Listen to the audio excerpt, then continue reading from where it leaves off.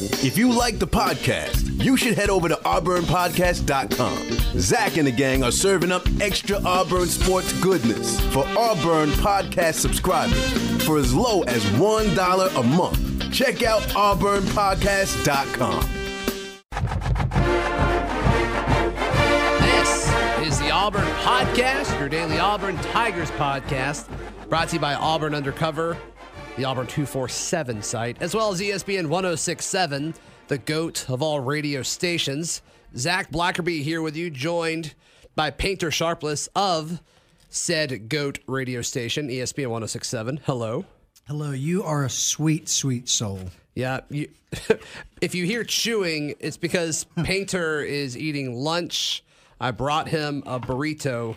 He just got done with the lunch break, which I used to host that show, and our time on that show overlapped for several months. And I understand the issues of being on the air from 11 to 1. Your eating schedule gets thrown all out of whack. You're right. I don't really have a lunch hour. I just take it as it comes. When you can. Right. It just sort of happens that way. But hey, we've all got weird scheduling. We know your schedule is an interesting one too, with News Talk WA&I. But hey, right. I guess we'll talk football. Right. And because of the schedule, life is crazy. I'm not anticipating this being a long podcast.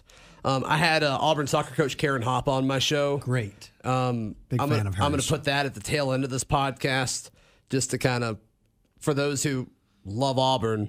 When I first started, I had several people call me out for only talking about football and basketball. Mm-hmm. I'm like, okay. And then I tried that. I had other coaches on and whatnot, and then no one listened. Mm-hmm. So we're going to do both this time. That's fair. Just to kind of see how it goes. And love her energy. And I want to put something out on a Thursday. So, yeah. What was the main topic of the lunch break today? We talked, of course, about that Auburn LSU game, and what really stood out to me, last year all the conversation. What game? Go ahead. Sorry. I hate you.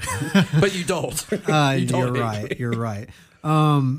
Yeah, so obviously Auburn hosting LSU this weekend, and the visiting team over the last 18 years, 2-16. Auburn has not won there in Baton Rouge in about 2 decades. Mm-hmm. So this certainly looks like it favors Auburn based on that statistic alone. Now, you have to take a broader step back, I think, to really get a full picture. And, of course, Auburn, as recently as I saw, a 9.5-point favorite in this one. I like that. I know a lot of people think it's too high. I kind of did at first. I think it's too high. I've changed my tune. I think Auburn's going to win by double digits. I'm excited about this game. What I'm also excited to see, I think Joe Burrow really gets tested in this one. Because against Miami in the first half, the field position battle totally went their way. Sure. Miami turned the ball over, which gave them a little wiggle room, and Nick Brissett had some big runs. Now they get back a left tackle who was suspended for a game. They gave up 2 sacks, only had 78 total yards against Southeastern Louisiana in the second half, but they did win that game 31-0. Jamel Dean had an interesting comment at the press conference this week. He said that he likes Joe Burrow and thinks that he can do some things well, especially when he sets his feet. And you'll remember Dean was in that Ohio State class in 2015 that Burrow was also in. Now they've obviously both transferred at this point. Oh, that's fun. But a little reunion in a small way. What's the over-under for this? I thought Wasn't it was 45. I thought it was 45, but I'm trying to. That was what I saw most recently. Okay, I'm trying to find that, and I'm having a hard time. The intraweb. Yeah. Letting you down. Yeah, the intraweb. I think it is 45, but I just kind of wanted to confirm that. But, does that not seem high to you also? That does seem high, and because of that, that's why I'm not crazy about Auburn winning by 10. Mm-hmm. I think Auburn wins this. I don't think either offense is going to look good on Saturday. Yeah, you can expect Dave Aranda's defense to put some pressure, and he's a guy that I'm not sure if he wants to be a head coach, but if he does, he'll have that opportunity soon. This defense is going to be good regardless of what Joe Burrow does, and I'm looking forward to the challenge that Auburn's offensive line, particularly the right side, will have. Prince Tega graded out well again after that Alabama State win. Right. So, he'll be challenged, sure, but the issue really in the one game that Auburn was tested, as we know, was the right side of the line, starting with Caleb Kim on over to Driscoll. Yeah. I think I'm taking the under and Auburn wins but does not cover the spread. I think that's what I'm going with. I won't be shocked, but I'm going to say that Auburn, after last year's loss, their ability to make Joe Burrow uncomfortable, he hasn't been great when he's been under pressure. I'm going to say Auburn does cover and gets a big win. Joe Burrow also hasn't been in an environment quite like this. He said Penn State was probably the loudest stadium he'd been in, but of course he was still a backup at Ohio State then. Yeah, I've seen some fans reach out. Some have commented on the Auburn Podcast YouTube channel saying that they wish this game was a night game. And I think it will I don't think it will be as rowdy of a crowd, at least for the first half. It's just going to be so hot on Saturday. It's tough to cheer when it's like, you're on the sun. Yeah, when it's 90 degrees and humid, and especially as we know, many people have been drinking all day. You just maybe coming down on that, and I know a bunch of college students having a good time. But I do get what you're saying. That can change the environment, certainly. Yeah, but I think we're in agreement on how this game's going to go. Yeah, I think some people are saying, well, Auburn's defense allowed more points against LSU last year than we thought going into it, and while that is true, I think the factors that it was in Death Valley and they had an NFL quarterback on their roster. Danny Etling, as you say, the baby goat. The baby goat, who's not really a goat anymore because he got cut. But I do think Danny Etling was better than we thought he was. Yeah. And maybe I'm wrong with that, and maybe it's irrelevant. Well, another point to mention here, DJ Chark's punt return. Right. That was a big point of contention last year was Auburn's special teams, or really the poor play in certain aspects outside of Daniel Carlson. Aiden Marshall left the team. Aaron Siposs, certainly the number one punter at this point. That benefited LSU and their offense greatly in Miami. If Auburn, I think, can manage to keep LSU at bay and challenge them to have long, sustained drives, I don't see how LSU scores more than 17 points. Yeah, I agree. I said earlier in the week, Darius Slayton, he needs to have a big game for Auburn. That's kind of my X factor this week for Auburn's offense is Darius Slayton.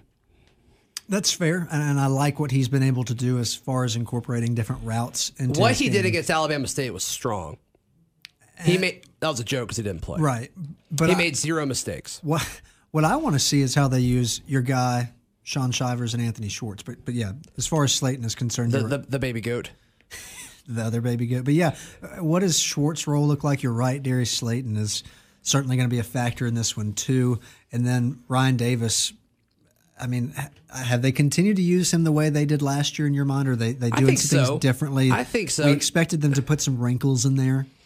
Yeah, I mean, their first offensive play from scrimmage against Washington and Alabama State has been a screen pass to Ryan Davis. And I will not be shocked if that trend continues on Saturday. Will the defense be a little bit more ready for it? Possibly, but I still wouldn't be shocked.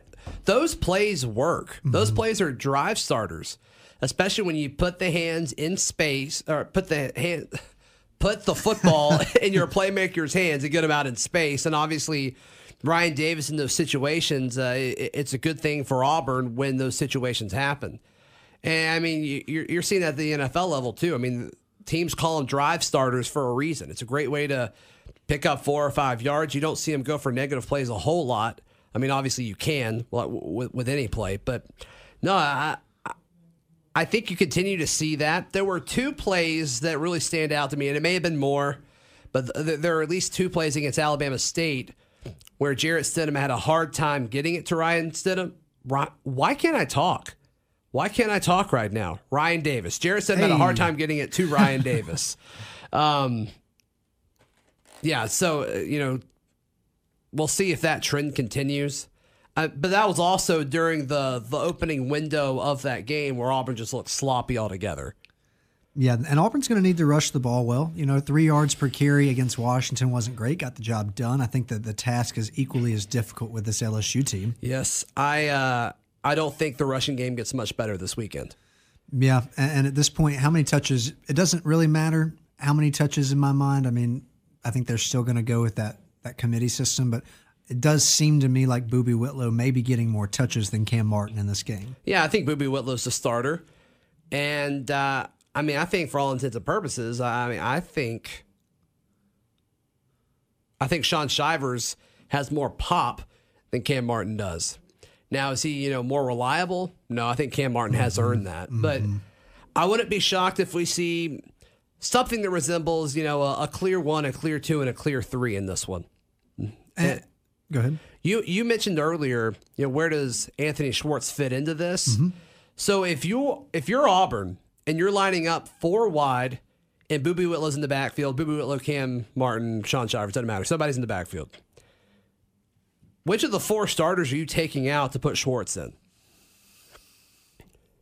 I don't have an answer for that. Right. Because, Ryan Davis is going to be on the field. Nate Craig Myers, Darius Slayton. And then that 4th guy, it seems like it kind of rotates. I think they want to put Seth Williams there. He had a couple.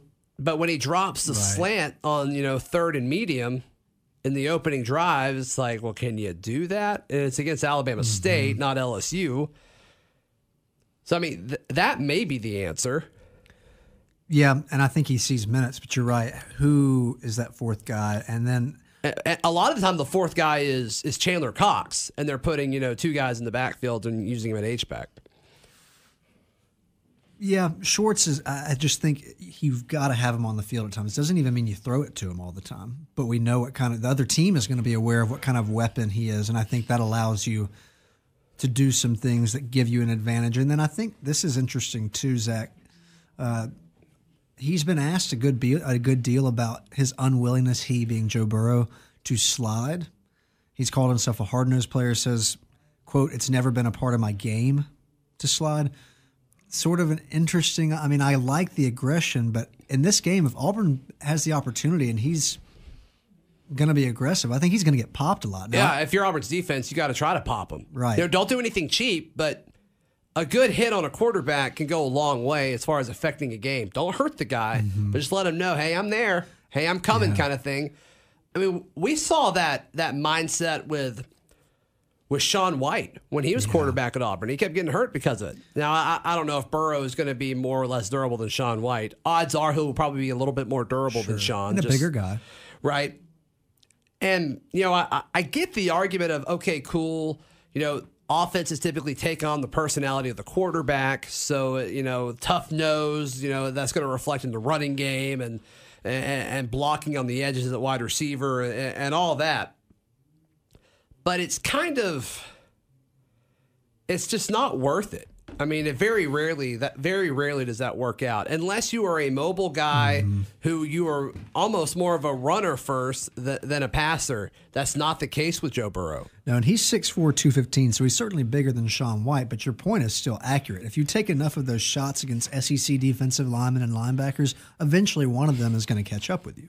So the message that Coach O put out versus how Joe Burrow responded when he was asked, I thought was a little bit different, and I'm sure Coach O really wants him to focus on being a little more conservative, unless, as you say, there are some scenarios. Fourth quarter, you need a first down? Sure, you may have to be. Right. But there are other times where I don't think it's advantageous. So something to monitor. I don't think it's a game changer necessarily. It is if he gets hurt, but we certainly don't hope that's the case. And I'll be interested to see how they handle that if he is a little more conservative with SEC play underway. Yeah. Now, I would have said the same thing, and I probably did say the same thing going into the game last year.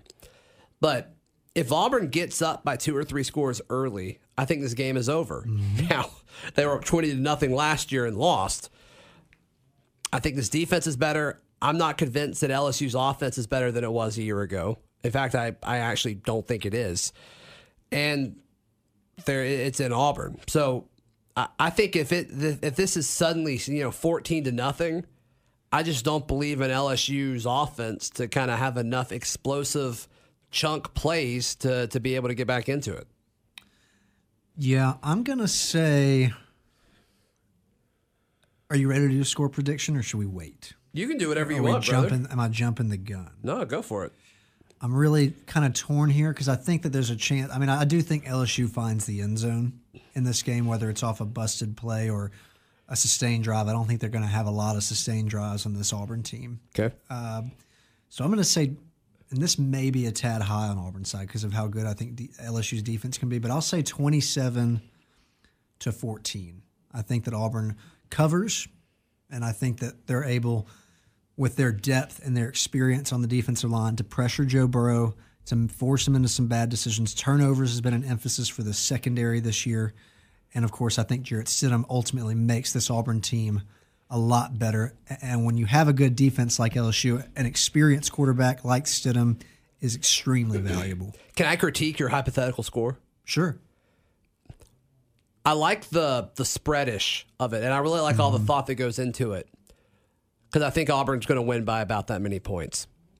I know I said earlier that they don't cover, but I could totally see that difference happening. The 14, I think it's interesting because I think if they get into the red zone, I just don't think it's a given that they're going to score if they're in the red zone. Part of me wants to say more along the lines of like 27-16 because I can see them kicking some field goals, them being LSU. Okay. And I'm kind of with you. I don't know. Like I said, I think they get at least one touchdown. Like I think I would like 27-13 better. And I thought about that too. So I'm going to change it on the go. You've already convinced me. But instead of 27-13, I'll change it to 27-16. Lots of field goals for LSU in this game. I'll say 24-17. Auburn. Okay, so they don't quite cover, but we're in the same realm with that prediction. Yeah. I think Auburn just has the deeper team this year, and they should be plenty motivated after last season's loss. Right. Cool. Is there anything else that's been a big topic that we haven't talked about? I just want to revisit how ridiculously difficult, and we know this is the case in SEC football when teams go on the road, but visitors 2-16 in the last 18 years in this one. That really favors Auburn. Doesn't mean it'll happen again. I mean, that is kind of crazy. But that is kind of crazy. And Auburn has been great at home in pretty much every sport. They're on a 13-game win streak right now at home. Oh, I meant to bring this up on yesterday's podcast, and I forgot. But on the Monday edition of the Auburn podcast, I made a public apology to Daniel Thomas. I made a statement hoping Daniel Thomas would hear me. And he reached out and he said that he forgave me and, quote, "It's all in God's plan." So Daniel Thomas and I have cleared the air. He understood. And nice guy. Nice guy. And he realizes he's getting after it. Enjoyed listening to him after the game some and during the press conferences when they've pulled him to speak. He's been kind of soft-spoken, but a very nice guy, and I think his hard work, as he said, God's plan. Yeah. I like to think, and he did the prayer emoji as well, the praying hands emoji, which apparently is actually supposed to be a high five, two people high-fiving. It looks like a prayer for sure. It does, but I think it's like literally, I think it's supposed to be two people high-fiving. It's what it was intended for originally. Fun fact, read a blog post about it. Anyway, I think this is what this isn't true, but I'm going to act like it is.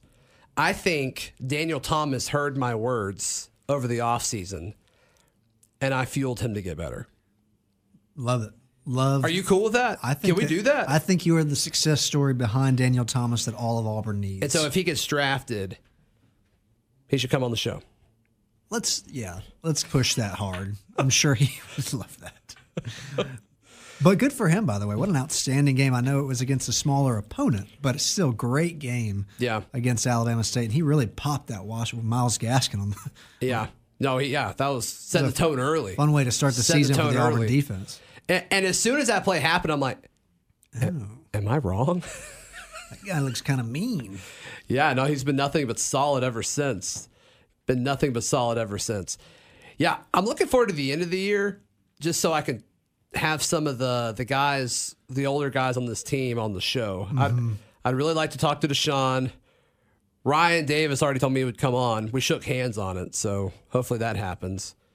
And then if you got what's the guy from Texas, his name? That Jarrett Stidham fellow? He's engaged to his girlfriend. What? I didn't know that. What was the new thing? There was, I think you tweeted about it or someone did. There was someone else that had it was the Ryan Fitzpatrick thing you brought up the other day. Just like. Oh, Ryan Fitzpatrick. Did you know he went to Harvard? Yeah. Cord Sandberg playing minor league baseball is a new one too. But I don't know how often he's going to get in. Yeah, that's true. How many times does he get mentioned? Right. What would it be for Painter? If you were on a nationally broadcasted a lot, what would be your interesting fact that people kept going with? his parents willingly gave him an occupational name. I don't know if there's like anything about me that sticks out in that way. Yeah. I think my thing would be like Zach, who loves Tom Brady, does whatever. What's something, I mean, but does it have to be, well, I guess the Stidham thing is, I don't know. The Harvard thing's at least interesting. I get why people want to bring that up. The Jarrett Stidham being from Texas thing, I don't get why it's not interesting at all. Why does that's a gigantic state with a lot of people in it. Well, Texas is playing a game that no one else is playing. It's like this whole like state pride thing. Oh yeah, true. Like Texas is the only people, like that's the only state that's playing the game. No one else is playing that. All right. Well, we would just prefer to be out of debt. So I think okay.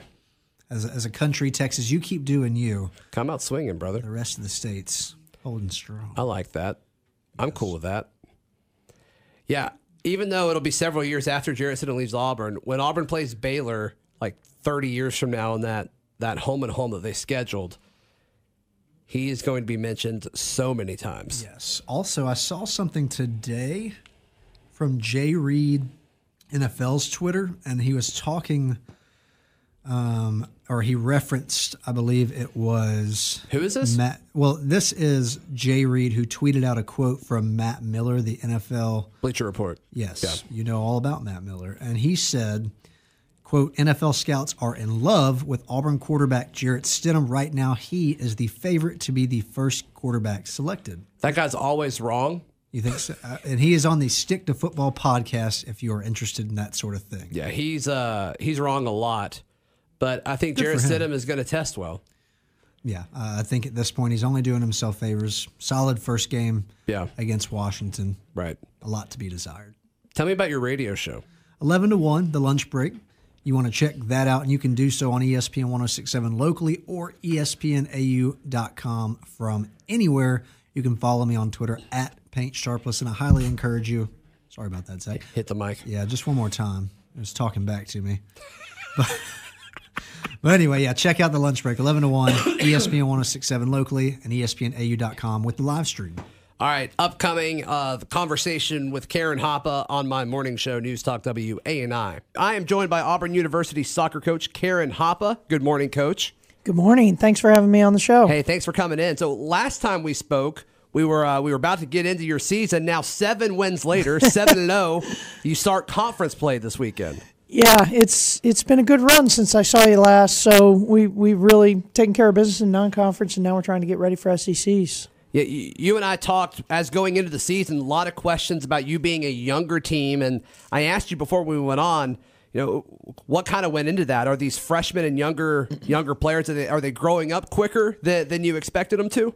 Yeah, I still feel like we're a really young group, but they're playing at a higher level quicker. Right. And then the other thing is our senior leadership is unbelievable, and they are bringing them along, and that helps us a ton. So overall, really happy with how they've grown so far. Who are some of those seniors that have stood out in the leadership aspect of this team? Well, we only have 4, and one's hurt, Ashton Brock, and she's actually been a tremendous leader for us from the bench and keeping that group organized and ready. And then on the field, Sarah LeBeau in goal has been tremendous. She's leading the back line and the whole team, and Taylor Troutman, defender, and leading that group as well. And then Gianna Montini, she's our holding center mid, and to me, she's a bit of an unsung hero right now because sits there in between the defenders and the attackers and organizes everything. Okay. And she just, when I'm on the field and practice with her, I hear her nonstop, and she's getting everybody in the right spots on both sides of the ball. And then she's playing tremendous. She's keeping possession for us. She's locking down the midfield defensively, and she's been tremendous. Yeah.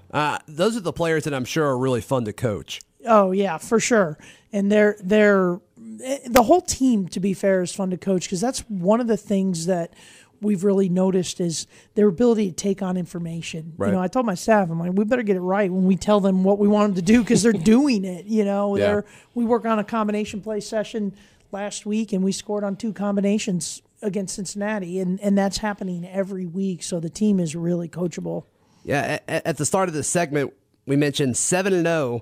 and that is the first time in program history. This is the best start for Auburn soccer ever. Yeah, surprised me even a little bit because our schedule's tough. We played some really good teams and some tough environments going all the way to California, and this team is just finding a way. And the good thing about it is we're winning in different ways. We've won on our defense.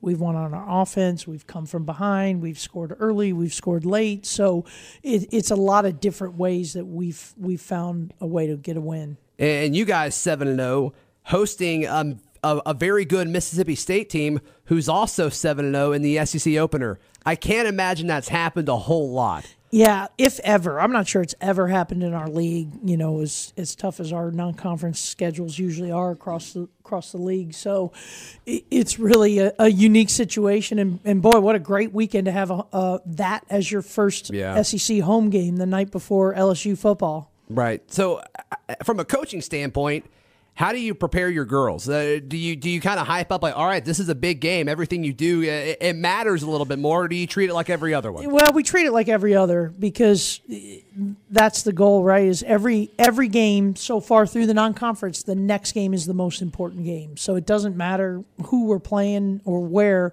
That next game is the biggest game of the year and the most important game. So this one's no different. We're going to prepare the same way we've been preparing, and hope that the home field advantage will help us as well. Yeah, you mentioned the timing of this matchup is a good one because lots of folks will be coming in town for LSU. LSU plays Auburn in football this weekend, for those who don't know. And I assume that will affect your crowd on Friday night. Yeah, generally our best crowds are Friday nights before home football, and this one, hopefully with the two undefeated soccer teams, LSU football the next day, we're hoping to really blow it out from an attendance standpoint. And we've got a great environment. We've got some drums that some of the college guys are beating on all game, creating a little bit of a rhythm and an atmosphere.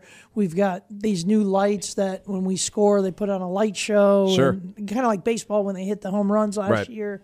So it's a great environment, and we're really hoping for a big crowd. Yeah, when looking at home field advantage for you guys, you have not lost a home game since October 5th of last year. I mean, how important is playing at home and that you get this specific matchup at home? Well, it's huge, right? You don't want to go into an SEC school that's undefeated. That's a really, you're going into a really tough environment. So to be able to play at home against an undefeated Mississippi State team is really important. And it's everything. It's from the girls sleeping in their own beds, playing on our field, and then the Auburn crowd, being loud and creating that 12th man for us is huge as well. You guys rank in the top 6 in the country in assists, points, and goals. It has to be fun to be a part of this team. It is really fun. Like I said, they're coachable. It's a fun group, and we play exciting soccer. For the people that are thinking about coming out, we've got some really special attacking players, and we play a really fun style of soccer.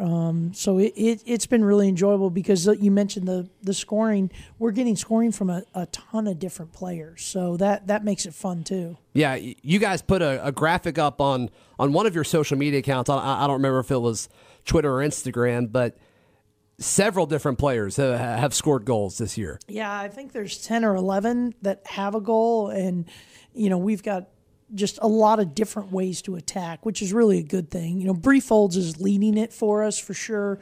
The junior midfielders, really playing well and dictates a lot of what goes on our offense. But boy, as soon as everybody gives all the attention to Bree, then Ange Daly opens up, and if you haven't seen Ange score a goal, she can hit a bomb. If she strikes a ball, you usually want to get out of the way because she hits it so hard. So that opens up, and then our three forwards that are playing majority of the minutes are Treva Acock. She's got a handful of goals, and Rocio Sanders is creating a lot for us. And then Jessie Giroux, when she comes in off the bench, look out for that girl because she is a force to be reckoned with right now. So Auburn soccer hosting Mississippi State, both teams 7-0 this Friday at 6:30 at the Auburn Soccer Complex. You guys also take on Alabama State at home Sunday at 6. So lots going on for Auburn soccer this weekend. Yeah, it's a big weekend. It's our last weekend of 2 games with our SEC opener Friday. our last non-conference game on Sunday. So we'd love to see the Auburn family out. And after Sunday, we're halfway through our season. So if people want to watch soccer, come out now for sure. Right. Auburn University soccer coach Karen Hoppe joining this morning. Coach, thank you so much for coming in. I appreciate it. All right. Thank you, War Eagle. Good stuff from Coach Hoppe. Be sure to support them Friday night here at home. If you're coming in from LSU a little early, give you something to do that Friday night. Should be very fun. 2 7-0 teams. That's exciting. Be sure to tune in tomorrow. This has been another edition of the Auburn Podcast.